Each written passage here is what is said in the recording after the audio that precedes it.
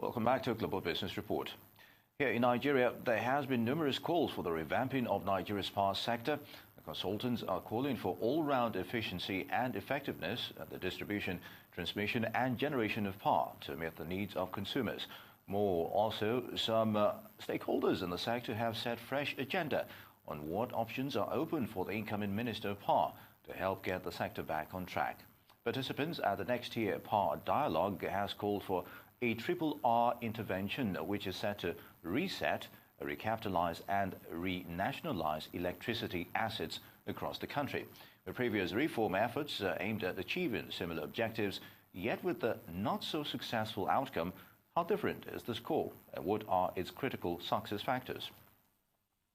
Osasu Hobamian, a senior policy and research analyst with Next Year Power and one of the conveners of the Next Year Power Dialogue, joins me now from our studios in Abuja for more on this. Good to have you and good morning. Now, in your Power Dialogue recently, you set an agenda to reset, recapitalize and renationalize the electricity market. Are these mere hypothetical options or are they actual technical imperatives? Good morning. Thank you for having me. The reset, recapitalize, and renationalize options are technically viable. We need to actually consider new options because it's not news that the sector has tried various mechanisms to become better than we are today, but then it has not worked. The federal government has spent over ₦1 trillion trying to fix the sector, trying to fix the value chain from the distribution, transmission, and generation spaces. But then the results are not commensurate. So yes, these options are worthy of looking at. The reset option has to do with a total revamp of the institutions in the sector. Recapitalization has more to do with financing the operators of the value chain to be able to carry out their duties and then provide electricity more effectively. The renationalization aspect of it has to do with selling back assets to the government and then allowing the government to run the space. That's an interesting scenario there, Osasu. Now, what are the potential effects of realizing any of these on the Nigerian economy, you think? Now, it depends on the options, but then three of them have something in common. There would be financial implications of realizing any of them. So it's important for us to look at the feasibility of actually realizing this. And then for the Nigerian economy, since there would be financial implications, we are talking about probably a short-term reprioritization of some other sectors, for example, agriculture, for example, health, and then having more focus on power. So we are talking about a long-term overview here. The long-term effect on the economy would surely be positive if we look at these options. Interesting options. Now, Osasu, what possible means could help finance any of these options if implemented, you think? Yes, it's a possibility that the World Bank could help finance resets and recapitalization, but then for renationalization, it will be a little bit more difficult because nobody would be interested in putting in money into the government when they are not sure of getting back remuneration for it, or when they are not sure of getting commensurate results for it. All right. Now, what are the likely risks in implementing any of these options on current power arrangement and stakeholders, especially with the coming of the likes of Siemens on board? What do you make of that? For example, if you look at recapitalizing the sector, it's going to be actually on par with what Siemens is trying to do, because Siemens is actually trying to work on the sector's infrastructure from generation to distribution. So if we are able to recapitalize the sector, there will be more liquidity for Siemens to do what it has to do. However, we also have to consider the options of a complete reset before recapitalization can be effective. If we are not able to consider a complete reset of the regulations, of the institutions, of the bodies and how they run, then we might not be able to consider recapitalization. Indeed. Now, regarding consumer rights protection, most consumers do not really know their rights, and that's very obvious here. And there has been a lot of concern about how they receive outrageous bills from discos that do not tally with the amount of electricity being consumed. Now, how can consumers know how much they consume and the various tariff classes? Now, it's true that so many consumers do not know their rights, and then even the few who do have no idea on how to exercise those rights. And then it's also true that a lot of consumers do not know their tariff classes. So I'll start from here. For consumers who are being given bills that are outrageous, they can actually do something for themselves. They can carry out energy audits by themselves. It would have been easier if all consumers were metered. We would not have this issue. But then so many consumers are not. 59% of the electricity consumers, the registered 8.9 million consumers, are not metered yet.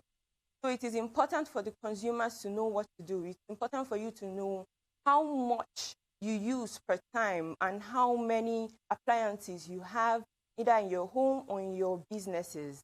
If you get an appliance, if you buy an appliance, the first thing you should do is to check either beside or behind that electrical appliance. And then you will see the amount of voltage or wattage that it consumes in an hour.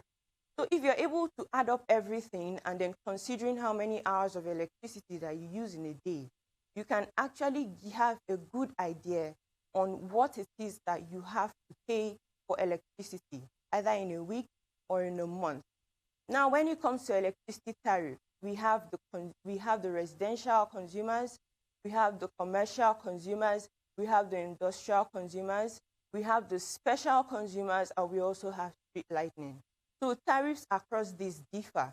I would advise that if you want to know more about these tariffs, you visit the Nigeria Electricity Regulatory Commission website to know more, because you cannot give one tariff for all consumers, because that's the way the MITO works. The MITO is the multi-year tariff order. So if someone who is in Abuja would pay something different from someone who is in Lagos, so you cannot really compare. What Next Step is trying to do is to go around the country educating consumers in various classes on these tariffs and on how they can actually utilize electricity better and save them costs when it has to do with electricity. We also want consumers to know more about their rights and responsibilities. And so far, we have been to 6 states, and then we would continue to go to more states until we are able to cover the whole country. All right, Osasi, where would the power sector be without the consumers, as it were? Now, with the portfolio of Ministry of Power no longer... Exactly. Yeah. With the portfolio of Ministry of Power no longer under the supervisory jurisdiction of Minister Raji Fashola and now given to Mr. Saleh Maman, how do you think this will affect the policy direction of the sector?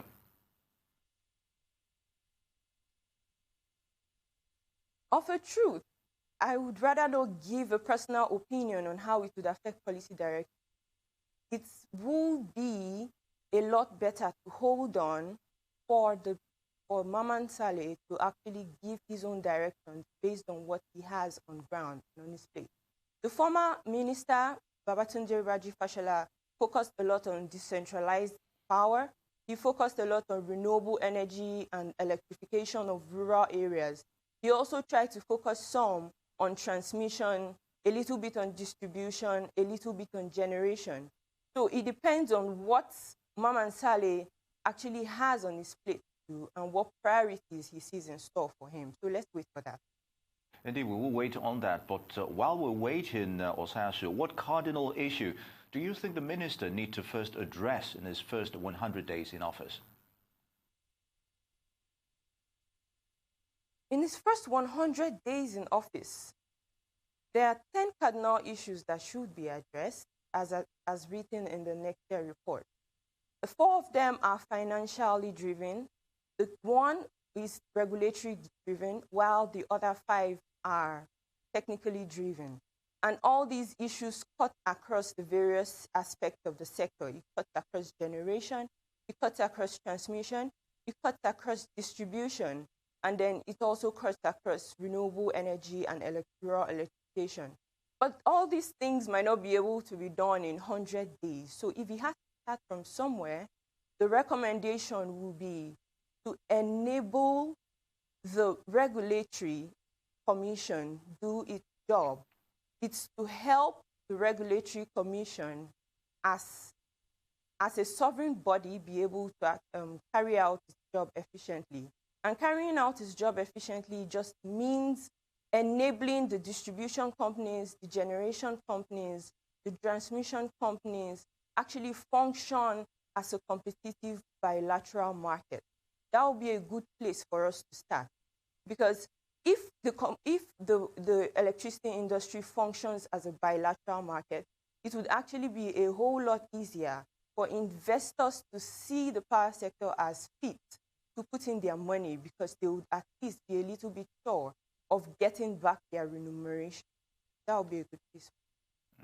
Very good, Osasu, but I'd like your thoughts on this. It's all interesting on the marketing aspect of the power sector in Nigeria. Well, let's talk about the alternatives to power generation itself. We're still heavily reliant on dams and gas power outlets, as it were. So why aren't we doing enough on wind energy and solar, as it were?